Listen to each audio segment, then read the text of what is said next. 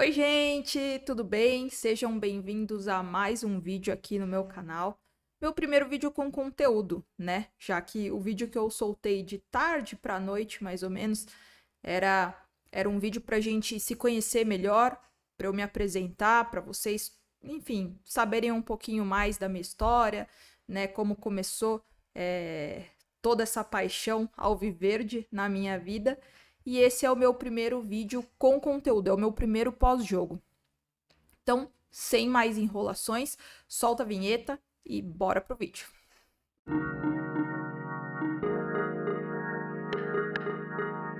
Bom, gente, então Palmeiras enfrentou a Ferroviária no Allianz Parque hoje, a rodada válida pela 11ª do Campeonato Paulista. Palmeiras jogou em casa no Allianz Parque. Palmeiras foi com força máxima, né, para garantir, para recuperar essa primeira colocação. E por isso o Abel entendeu que a gente precisava ir com força máxima e eu concordo, estou de acordo com ele. Eu vou fazer um panorama geral, vou resumir geral a minha visão, a minha ótica do jogo. E de novo, gente, comenta, compartilha, dê o like. Isso vai me ajudar demais, demais, demais nesse começo de canal, nessa minha nova jornada aí de ter um canal no YouTube. Então você tenha certeza que você está me ajudando demais, dando seu like, se inscrevendo, caso você não seja inscrito. E me ajuda muito qualquer tipo de compartilhamento. Bom, vamos lá. Eu acho que tiveram algumas peças que a gente precisa destacar, né? Como o Veiga, o Menino, principalmente esses dois, eu acho que eles fizeram um excelente jogo, né? Eu acho que o Veiga conseguia flutuar mais pelo meio de campo, então hora ele caía mais para a direita, hora ele caía mais pela esquerda, e eu acho que o Veiga ele tem voltado, né, ao seu bom futebol, a ter um nível bem acima da média, que é o que ele é o que eu acho que ele é um jogador muito importante, principalmente para esse esquema do Abel Ferreira, e para ele reassumir esse protagonismo, enfim, depois que o Scarpa saiu, ele se lesionou, é bem verdade que ele voltou não tão bem assim, mas eu sou muito fã do futebol do Veiga, eu acho que ele é sim um jogador bem diferenciado, eu acho que ele tem características que diferenciam ele de outros meias, e eu acho que ele é principal função nesse meio campo, nesse esquema do Abel. E o Gabriel Menino, que é essa segunda peça que eu preciso destacar, eu acho que ele tem evoluído muito. Eu acho que desde a final da Supercopa contra o Flamengo, ele tem feito partidas assim excepcionais, ele tem realmente feito a diferença dentro de campo, né? Tanto é que abriu o gol com ele, né? Com esses dois jogadores que eu tô falando, né? O Veiga faz mais uma assistência, a bola realmente foi na cabeça do Gabriel Menino, ele sai de trás e dá a cabeceada para abrir o primeiro gol. Eu acho que tiveram algumas peças que que foram regulares, né, de um modo geral. O Piquerez, eu acho que ele tanto ofensivamente quanto defensivamente, eu acho que ele não foi tão bem hoje. A gente tem um histórico de partidas muito boas do Piquerez, então eu acredito que hoje ele foi bem regular, né? Eu acho que ele pecou um pouco na saída de bola e também recompondo.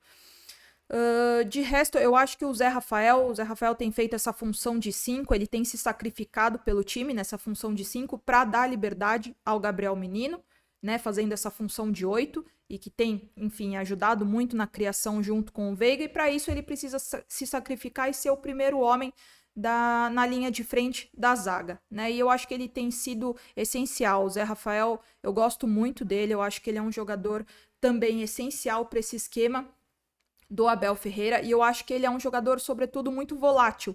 Eu acho que o Abel ele conseguiu extrair o melhor do Zé Rafael nessa função. E eu acho que ele tem conseguido se superar a cada jogo, e eu acho que ele tem essa característica de adicionar funções dentro de uma posição que ele faz, né? Então ele também ele é revelado como meia de criação, ele jogava assim no Bahia, né?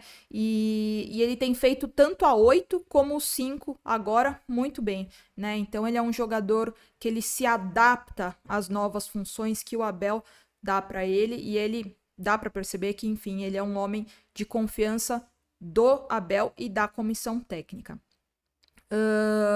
Eu acho que a gente precisa falar um pouco do Endrick, né? O Endrick, eu não acho que ele vem jogando mal, muito pelo contrário, eu acho que ele tem feito um papel muito importante dentro do elenco do Palmeiras. A única diferença é que ele não tem feito gol. E eu acho que é isso que tem incomodado muito o Endrick, né? Principalmente pela bagagem que tem nas costas dele, né? Por ele ter sido a transação mais cara do futebol sul-americano, né? Já tá acertado com o Real Madrid, o principal clube europeu, né? Um clube de muito dinheiro, de muito glamour em volta. E ele é um menino de 16 anos. Ele é um menino, ele tem passado pela dor do crescimento, pela dor do amadurecimento, né? E eu acho que é muito importante a gente falar isso, porque eu tenho gostado muito da postura da torcida dentro do Allianz Parque. É claro que eu vejo algumas críticas que, ao meu ver, são bem injustas pro Endrick, porque, como eu disse, ele é um menino de 16 anos. Eu acho que todo mundo pediu a subida dele pro profissional, todo mundo quis vê-lo em campo. Eu acho que o mínimo que a gente pode fazer é dar esse retorno, dar esse apoio, dar esse suporte para ele, porque, de novo, gente, ele é um menino de 16 anos, né? A gente sabe que talento ele tem de sobra, a gente sabe que ele é uma joia e precisa ser lapidada. Uma joia essa que, sim, está em boas mãos para isso. Eu acho que não teria melhor comissão técnica e melhor comandante senão o Abel Ferreira para fazer isso com o Endrick. Eu acho, para mim, é tão nítido esse incômodo nele que não sai o gol, porque ele é um menino que, de novo, ele tem um talento muito acima da média, né? Ele tem recursos muito acima da média. E você vê que quando um jogador desse começa a pecar em fundamentos, ou seja, fundamentos esses que são básicos, como um chute, um passe, uma finalização de 2 metros. Quando ele começa a pecar nisso, você vê que é o fator mental. Então, para mim, é bem latente isso dentro dele e é bem óbvio para mim, né? Então, eu acredito que o gol vai sair, né? O gol, ele vai vir, né? A gente sabe que potencial ele tem, ele é um menino forte, né? Fisicamente falando, ele tem um físico muito forte, ele tem recursos, ele sabe driblar, ele vai para cima, ele consegue fazer outras funções dentro do jogo, que é o que ele fez hoje, inclusive. Ele saía para buscar a bola junto com o Veiga e fazia muitas vezes esse facão, e ora revezava com o Rony de centroavante. Às vezes o Rony caía para a ponta e ele vinha para o meio, e outras vezes ele ia para a ponta e o Rony ia pro meio como centroavante, né? Eu acho difícil você ser o homem de referência do Palmeiras, o Palmeiras que é um clube gigante, e hoje é essa responsabilidade que ele tem nas costas, né? E, de novo, é um menino de 16 anos, então eu acho que a gente precisa sim ter paciência com ele, eu acho que a gente precisa dar o suporte, é isso que eu tenho visto dentro do Allianz Parque, e isso me deixa realmente muito feliz. Bom, e aí dentro disso, o Palmeiras, ele abusa muito do seu repertório, né? O Palmeiras é um time que ele tem essa parte desse repertório muito vasta, né? Ele consegue, o Palmeiras, mesmo quando tem, como eu falei do Piquerez, que estava um pouco abaixo, o Palmeiras consegue, como é um time muito coletivo, ele consegue suportar essa baixa, né, dentro de um jogo, dentro de um cenário, onde quando uma peça está um pouco mais abaixo, as outras conseguem, com esse coletivo, fazer com que o Palmeiras siga bem durante o jogo e achar o gol, que é o principal fator de rendimento que uma equipe precisa ter. Trabalhar a bola para chegar ao seu gol. E eu acho que é isso que o Palmeiras faz, né? Muitas vezes quando o Palmeiras não joga brilhantemente, quando o Palmeiras não joga bonito, quando o Palmeiras não consegue ter um futebol que é vistoso aos olhos, o Palmeiras é sempre muito eficiente. E isso é um padrão de comportamento. O Palmeiras sempre é muito eficiente. A maioria dos jogos, principalmente no Allianz Parque e principalmente em times onde, com todo respeito, são de menor expressão, o Palmeiras tem essa tendência de sufocar e de ser eficiente até achar o gol. E aí o Palmeiras no segundo tempo voltou, né? E a Ferroviária entrou mal, entrou muito mais desligada, não entrou bem, e aí que o Palmeiras achou o segundo gol com o Rafael Veiga, ele resvala a bola até no zagueiro, não lembro se era o zagueiro ou o volante da Ferroviária, e cai direto no gol. Mas engraçado que o Rafael Veiga, eu gosto muito dessa característica dele, né, desses chutes de média a longa distância, eu acho que são muito efetivos, e você vê que ele simplesmente, o Rafael Veiga, ele se posiciona, ele arruma o corpo e ele bate. Você vê que ele nem olha pro gol.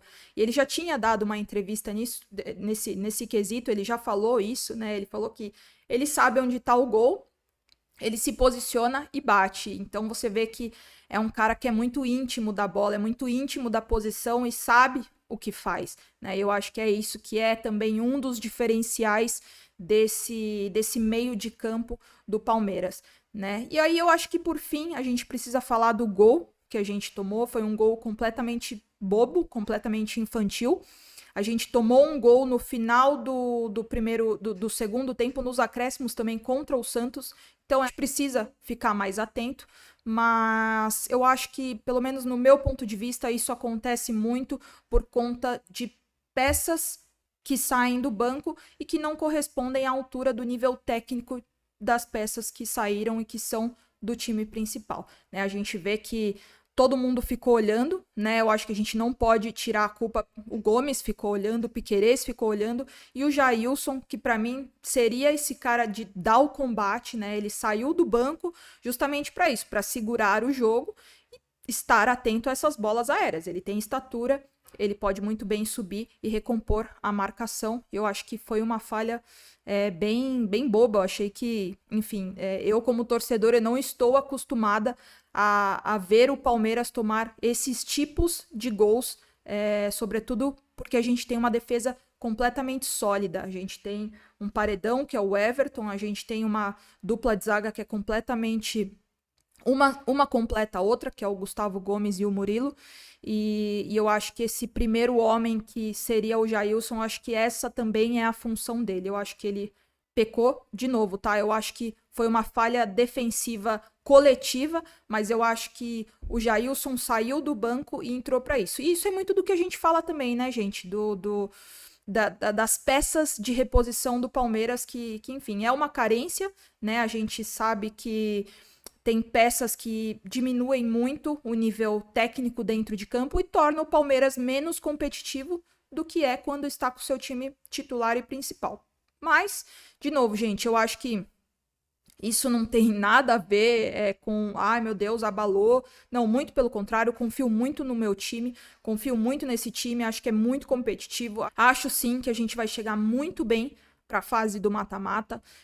Temos totais condições de chegar muito bem, de chegar muito para cima, né? Confio demais no Abel Ferreira, confio demais na comissão técnica e confio demais nesse time. Então, eu acho que, claro, precisam de alguns ajustes esses que podem ser feitos no treino. Isso nada mais é do que treino, posicionamento, e isso a gente tem um comandante que é extremamente competente para fazer isso. Acho que é isso, gente. Acho que eu dei um resumão geral da minha visão. De novo, é muito importante o seu comentário aqui para mim, a sua análise também, se você concorda, se você não concorda, se você tem outro ponto de vista, se você acha que X ou Y jogou melhor, se não jogou melhor. Eu acho que, para mim, nesse início de canal, nessa nova jornada de YouTube, é muito, muito, muito importante. E eu já agradeço todo mundo que tem me dado a maior moral, tanto no Instagram quanto no YouTube agora, me mandando mensagem de apoio, de suporte. Poxa, vocês não sabem como isso me deixa feliz. E, de novo, aqui, gente, é um canal aberto. Quero muito que você converse comigo, quero muito que você se sinta à vontade de conversar comigo, tá bom? Temos mais vídeos durante a semana. Vou participar de algumas lives e eu vou falando para vocês no Instagram a minha agenda, tá bom, gente? Então, ótima noite, ótimo domingo e avante palestra!